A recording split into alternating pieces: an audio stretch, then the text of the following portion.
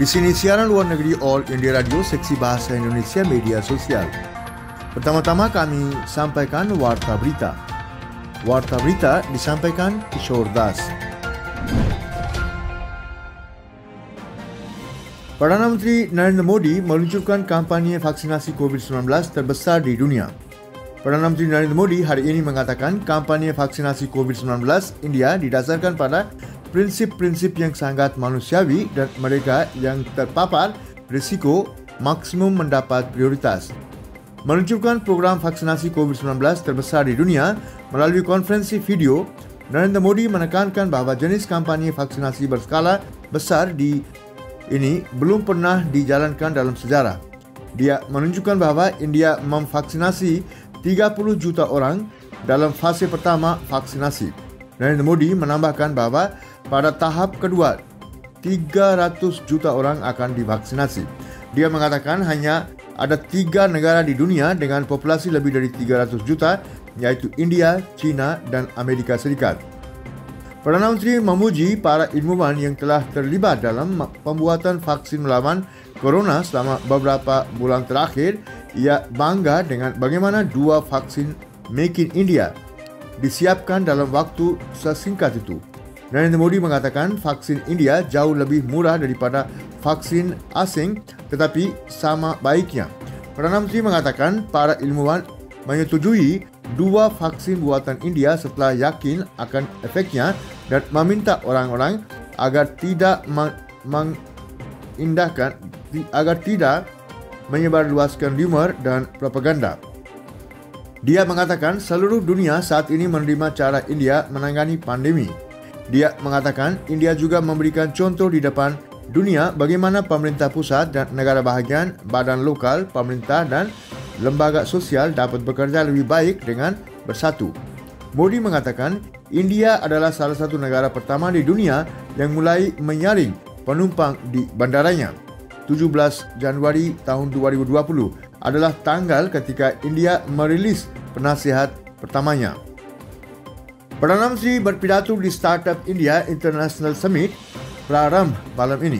Perdana Menteri Narendra Modi akan berinteraksi dengan para pemula dan berpidato di Prarambh Startup India International Summit melalui konferensi video malam ini. KTT 2 hari ini diselenggarakan oleh Departemen Promosi Industri dan Perdagangan Dalam Negeri, Kementerian Perdagangan dan Industri. Ini diselenggarakan sebagai tindak lanjut dari pengumuman yang dibuat oleh Perdana Menteri pada KTT Bay of Bengal Initiative for Multi-Sectoral Technical and Economic Cooperation, iaitu singkatnya BIMSTEC keempat yang diadakan di Kathmandu pada Agustus tahun 2018, di mana India berkomitmen untuk menjadi tuan rumah BIMSTEC Startup Conclave. KTT ini menandai ulang tahun kelima inisiatif Startup India yang diluncurkan oleh Perdana Menteri pada tanggal 16 Januari tahun 2016. Dengan partisipasi dari lebih dari 25 negara dan lebih dari 200 pembicara global, KTT ini akan menjadi pertemuan startup terbesar yang diselenggarakan oleh pemerintah India sejak peluncuran inisiatif Startup India. Palestina mengumumkan pemilihan umum pertama dalam 15 tahun. Presiden Palestina Mahmud Abbas mengumumkan pemilihan parlimen dan presiden yang pertama dalam 15 tahun yang akan berlangsung akhir tahun ini. Menurut keputusan yang dikeluarkan oleh kantor Abbas kemarin, otoritas Palestina yang memiliki pemerintahan sendiri terbatas di tepi barat Sungai Jordan yang diduduki Israel akan mengadakan pemilihan legislatif pada tanggal 22 Mei dan pemungutan suara presiden pada tanggal 31 Juli. Pemungutan suara parlimen terakhir Palestina pada tahun 2006 menghasilkan kemenangan mengejutkan yang tercapai oleh Hamas yang menyebabkan penyitaan pengepungan jalur Gaza oleh kelompok tersebut pada tahun 2007 dan berkontribusi pada penundaan yang lama dalam pengaturan pemilihan lebih lanjut. Pernyataan itu mengatakan Abbas mengharapkan pemungutan suara di semua gubernur Palestina termasuk Yerusalem Timur yang dianeksasi oleh Israel setelah perang tahun 1967 tetapi dianggap wilayah pendudukan. Partai CDU Jerman memilih pemimpin partai baru hari ini. Demokrat Kristen Jerman akan memilih ketua baru hari ini yang bertujuan untuk menyatukan partai konservatif mereka di belakang pemimpin baru yang mereka harap dapat menggantikan Angela Merkel sebagai kanselior ketika dia mundur setelah pemilihan federal pada bulan September. Merkel telah berjanji untuk tidak mencalonkan diri lagi. Telah menjabat sejak tahun 2005 memenangkan semua pemilihan. Pemimpin partai CDU baru akan dipilih oleh 1,001 delegasi pada Kongres Digital. Secara tradisi, pemimpin biasanya adalah calon kanselior untuk persatuan CDU dengan Partai Saudara Bavaria, Serikat Sosial Kristen atau CSU. Sentris Armin Laschet, iaitu tokoh konservatif Friedrich Merz dan pakar kebijakan luar negeri Norbert Rothzen bersaing untuk mendapatkan kepemimpinan partai CDU. Amerika Serikat menjatuhkan sanksi baru pada Iran di hari-hari terakhir kepresidenan Trump. Amerika Serikat pada hari Jumaat memberlakukan sanksi terhadap perusahaan-perusahaan di Iran, China dan Uni Emirat Arab karena melakukan bisnis dengan jalur pengiriman Republik Islam Iran dan pada 3 entitas Iran atas proliferasi senjata konvensional. Itu adalah yang terbaru dari serangkaian tindakan yang bertujuan untuk meningkatkan tekanan pada Tehran di hari-hari memudarinya pemerintahan Presiden Donald Trump yang berakhir pada hari Rabu. Menteri Luar Negeri Amerika Serikat Mike Pompeo mengatakan Washington telah memberikan sanksi kepada 7 perusahaan termasuk Jiangyan Mascot Special Steel Company dan Accenture Building Materials yang berbasis di China dan 2 orang untuk pengiriman baja ke atau dari Iran. Rusia mundur diri dari perjanjian Open Skies setelah keluarnya Amerika Serikat. Rusia kemarin mengatakan akan menarik diri dari perjanjian internasional yang mengizinkan penerbangan pengawasan di atas fasilitas militer. Sebelumnya Amerika Serikat telah keluar dari fakta tersebut. Kementerian Luar Negeri Rusia mengatakan dalam sebuah pernyataan bahwa penarikan Amerika Serikat dari perjanjian Open Skies tahun lalu secara signifikan meningkatkan keseimbangan kepentingan negara-negara penandatanganan. Dikatakan proposal Moskow untuk menjaga perjanjian tetap hidup setelah keluarnya Amerika Serikat telah dibantah oleh sekutu Washington.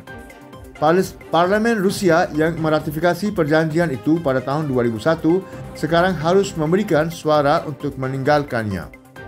Perjanjian itu dimaksudkan untuk membangun kepercayaan antara Rusia dan negara-negara barat dengan mengizinkan lebih dari 3 lusin penandatanganan perjanjian untuk melakukan penerbangan pengintaian di atas wilayah masing-masing untuk mengumpulkan informasi tentang pasukan dan aktivitas militer.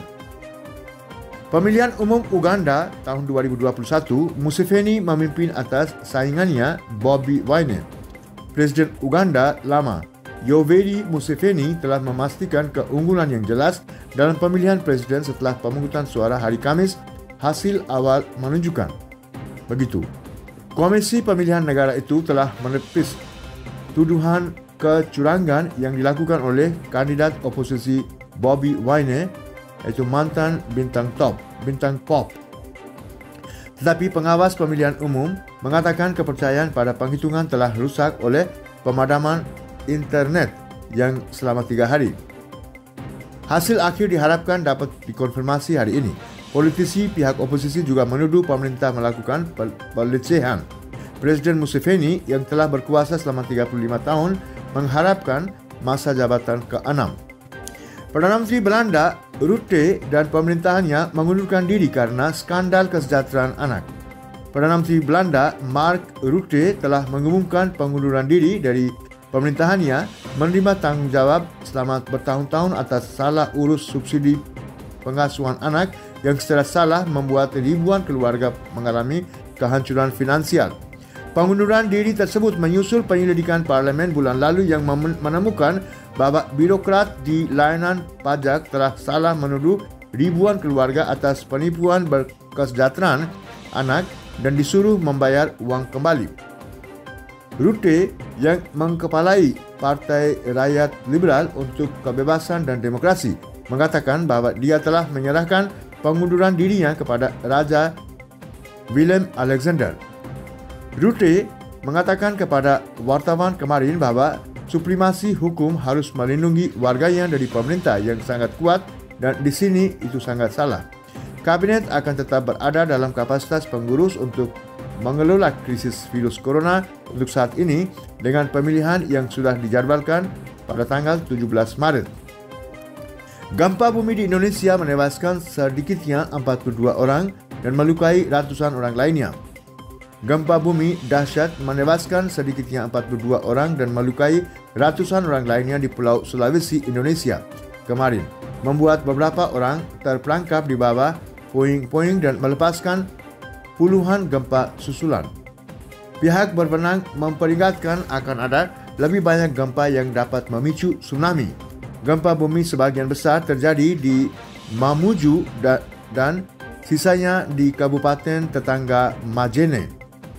Ribuan penduduk yang ketakutan meninggalkan rumah mereka ke tempat yang lebih tinggi ketika gempa bumi yang berkekuatan 6,2 pada skala Richter melanda 6 km timur laut kota Majene pada kedalaman hanya 10 km pada tengah malam. Gempa bumi dan gempa susulan tersebut merusak lebih dari 300 rumah dan 2 hotel serta meratakan sebuah rumah sakit dan kantor gubernur daerah. Pihak berwenang mengatakan kepada kantor berita beberapa orang terjebak di bawah reruntuhan. India mengecam keras serangan baru-baru ini terhadap konvoi misi stabilisasi terpadu multidimensi PBB di Mali.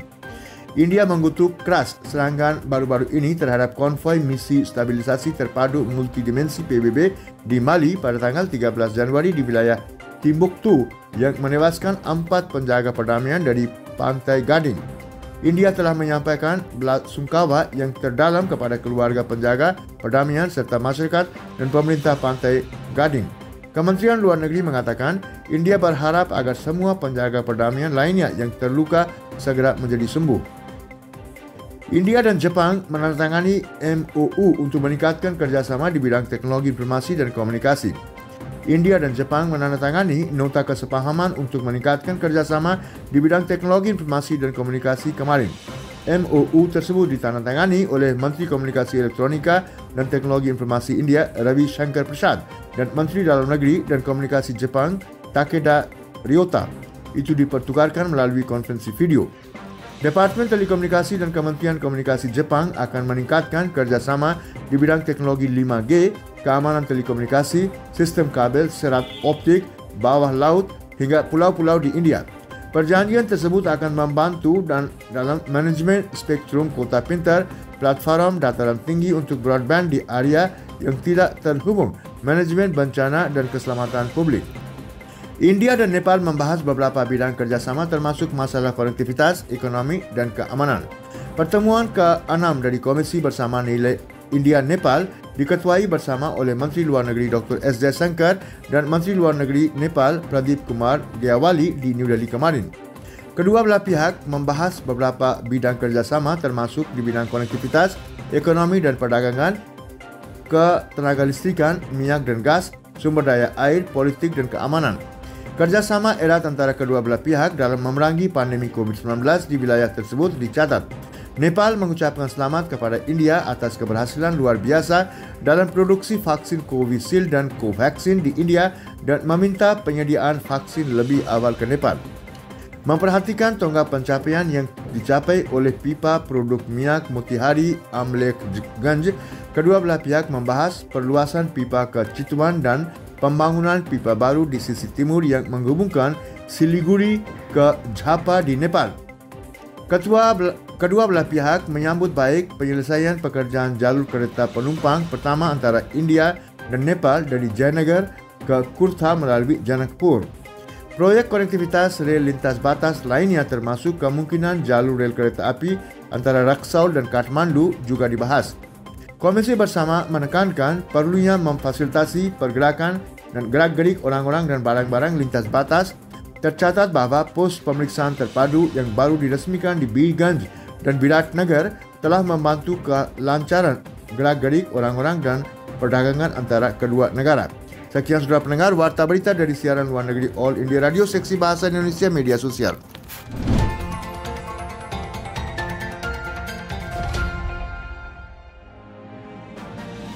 Selanjutnya kami sajikan komentar yang berjudul Rapat Forum Kerjasama Arab India.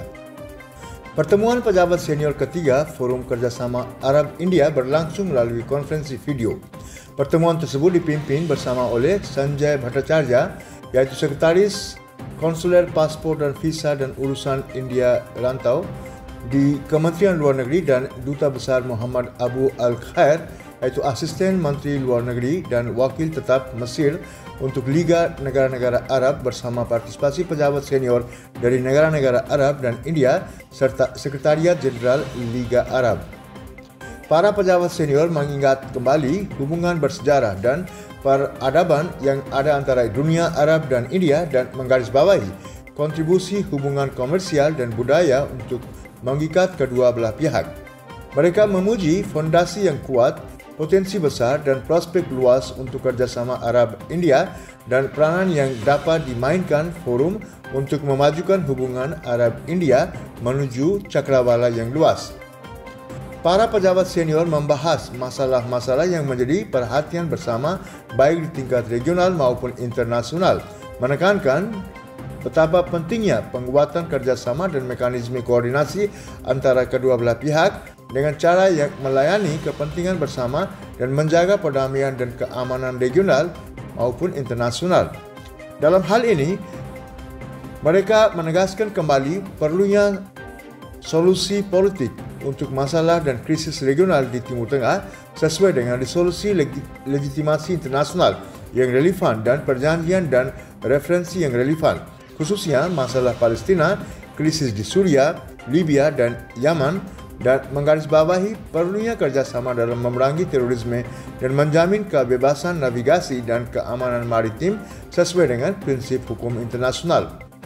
Para pejabat menekankan bahawa keadaan luar biasa dan tantangan yang belum pernah terjadi sebelumnya yang dihadapi dunia akibat merebaknya pandemi COVID-19 memerlukan perlunya memperkuat kerjasama internasional maupun regional untuk menghadapi konsekuensi pandemi ini, termasuk di wilayah konflik dan krisis. Kedua belah pihak membahas kolaborasi berkelanjutan antara India dan negara-negara Arab di bidang diagnostik dan pengobatan dan bertukar pandangan tentang pendekatan nasional masing-masing untuk penyembuhan dan pemulihan ekonomi pasca COVID. Pihak Arab mengucapkan selamat kepada India atas terpilihnya sebagai anggota tidak tetap Dewan Keamanan PBB untuk masa jabatan 2 tahun, yaitu dari 2021 dan 2022, sambil menantikan peranan penting India yang terus berlanjut di panggung internasional, terutama yang berkaitan dengan masalah regional perhatian bersama. Para pejabat senior juga membahas cara-cara dan sarana untuk meningkatkan kerjasama dalam kerangka Forum Kerjasama Arab-India, termasuk di bidang ekonomi, perdagangan dan investasi, energi dan lingkungan, pertanian dan ketahanan pangan, pariwisata dan budaya, pengembangan sumber daya manusia, pendidikan dan perawatan kesehatan, ilmu pengetahuan dan teknologi, dan media. Hubungan ekonomi antara India dan negara-negara Arab harus ditingkatkan agar sesuai dengan kemitraan strategis dan pemahaman bilateral di tingkat politik. Elemen utama keterlibatan ekonomi negara-negara India Arab dicirikan oleh keamanan energi, ketahanan pangan, pertukaran sumber daya manusia, hubungan perdagangan dan investasi yang berkembang, dan konektivitas yang kuat. Hubungan antara India dan negara-negara Arab memiliki banyak segi dan luas, tetapi potensinya sangat besar menurut para penganalisa. Menurut Kementerian Luar Negeri India, 53% impor minyak India dan 41% impor gas berasal dari kawasan Arab.